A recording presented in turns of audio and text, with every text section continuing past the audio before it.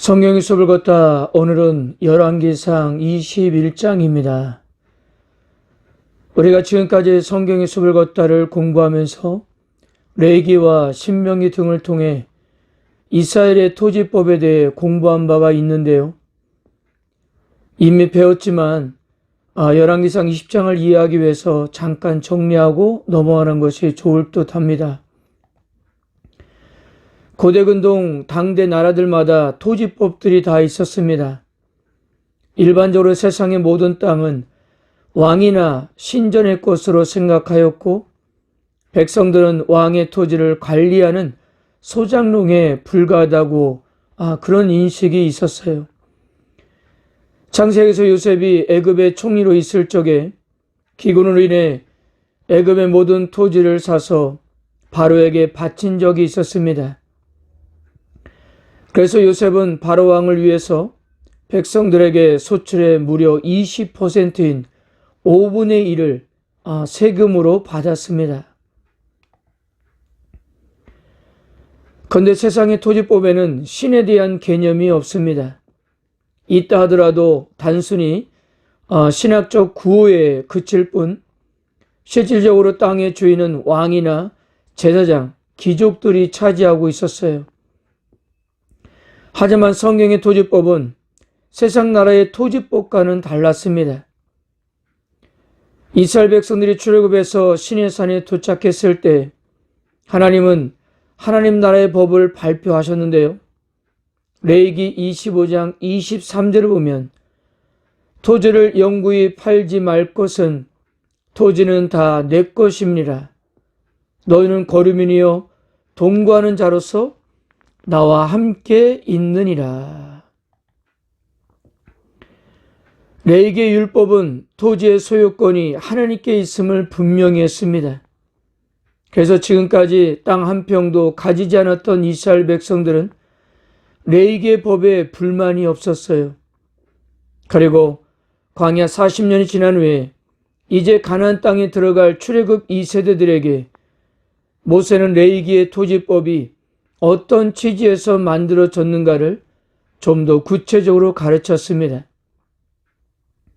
즉, 구약의 토지법은 이스라엘 백성들의 가장 기본적인 생계수단으로 어느 누구도 소외되지 않고 행복하게 살 수 있도록 만들었던 것입니다.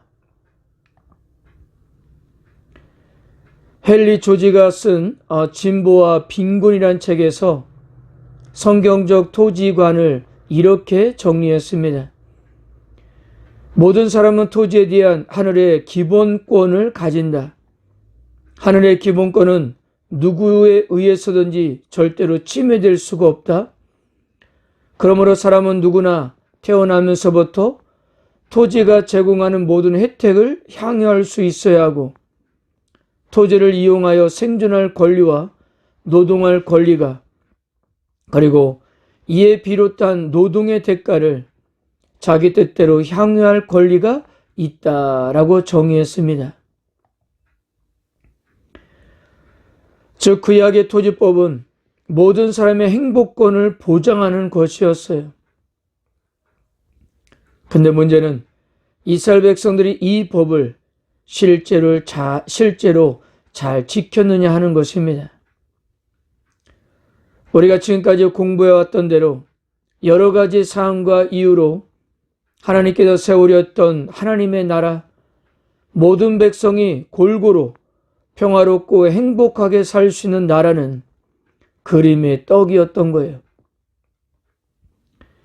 이런 배경에서 권력자가 백성의 토지를 강탈하는 대표적인 사건을 오늘 열왕기상 21장에서 소개되고 있는 것입니다. 아합은 사마리아에 호화로운 상하궁을 지었고요.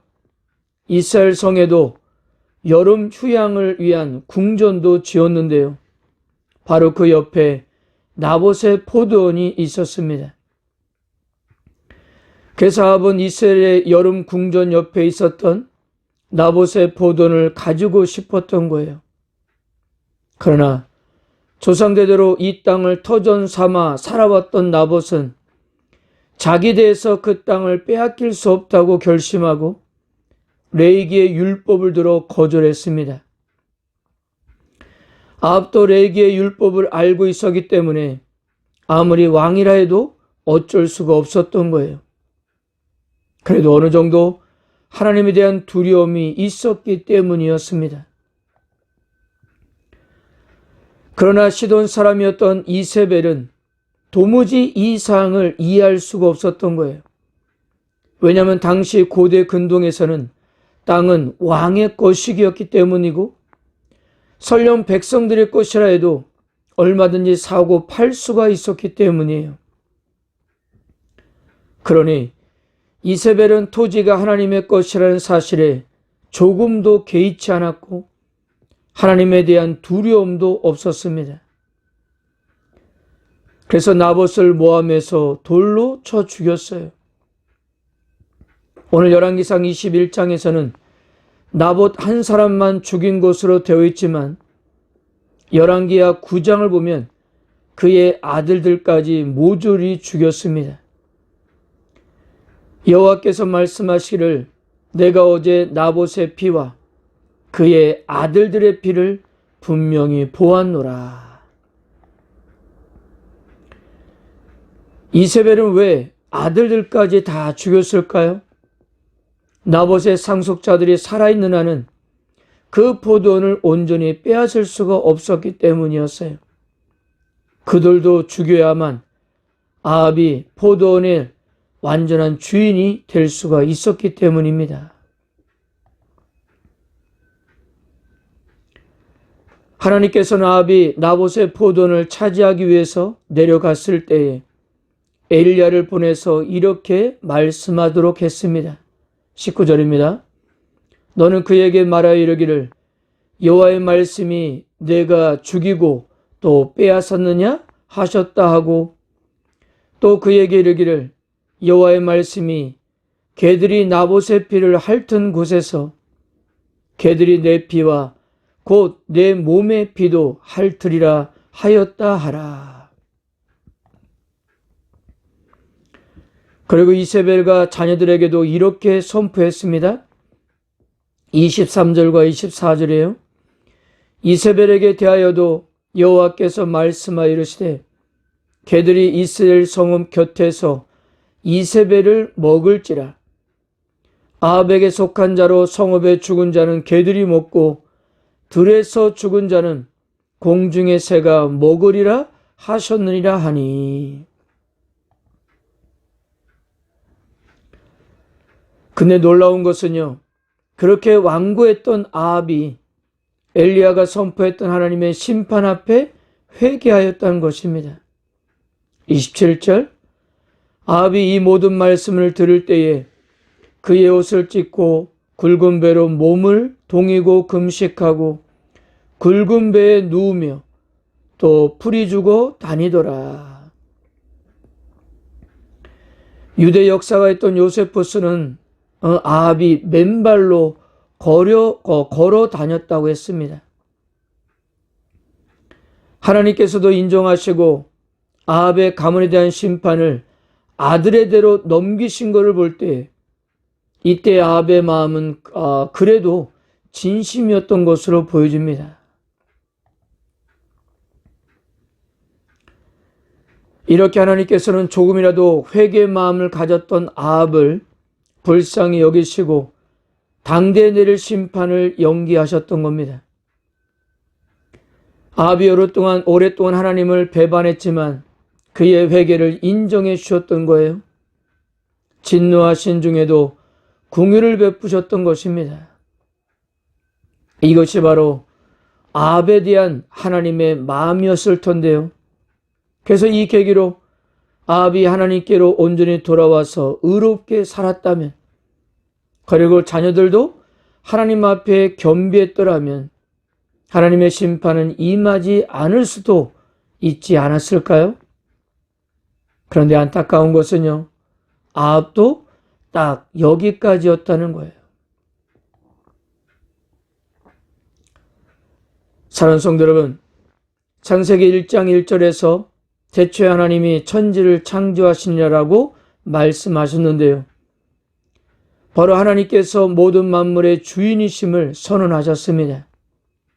이 말씀은 단순히 신학적 구호가 아니라 하나님을 왕으로 모시고 하나님 나라를 만들려는 실천적 선언이었던 거예요.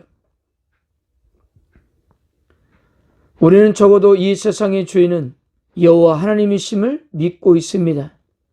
즉, 내가 주인 행사할 권리가 없다는 뜻이에요. 우리는 그저 하나님 말씀에 순종하면서 이 땅에 하나님의 나라를 재현할 뿐입니다. 그러므로 우리들은 하나님께서 정해두신 질서 안에서 타인의 권리도 인정해 주면서 우리에게 허락하신 자리에서 최선을 다해야 하겠습니다. 아울러 우리가 연약해서 넘어질 때도 하나님은 우리를 불쌍히 여기셔서 용서하시고 사랑을 베푸신다는 사실을 기억하고 언제나 회개하는 마음으로 그 은혜를 부여잡기를 축복합니다. 하나님을 향한 여러분들의 작은 신음에도 하나님께서는 큰 위로로 함께 하시고 응답해 주실 것입니다. 아멘.